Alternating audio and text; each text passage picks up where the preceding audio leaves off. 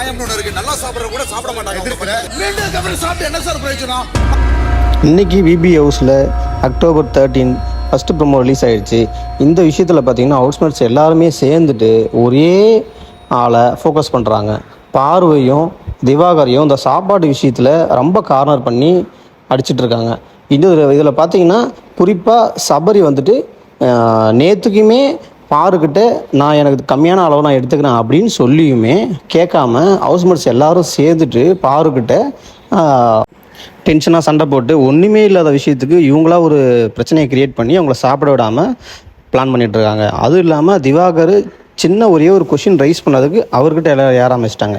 இன்றைக்குமே பார்த்திங்கன்னா சாப்பாடு அளவை நீங்கள் உங்களுக்கு தகுந்தவங்களுக்கு ஆளுக்கு ஏற்ற மாதிரி மாற்றிக்கிறீங்க அப்படின்னு சொல்லிட்டு ஒரு பெரிய பிரச்சனை போயிட்டுருக்கு.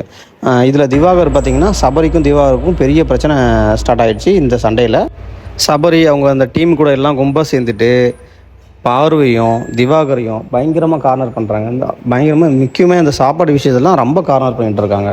ஏதாச்சும் ஒரு கொஷின் கிளப்பிடக்கூடாது. இவங்க எல்லாம் கும்பல் சேர்ந்துட்டு அவங்க கூட ஃபைட் பண்ண ஆரம்பிச்சிடுறாங்க. இதுதான் இன்னி எபிசோடில் போயிட்டுருக்கு.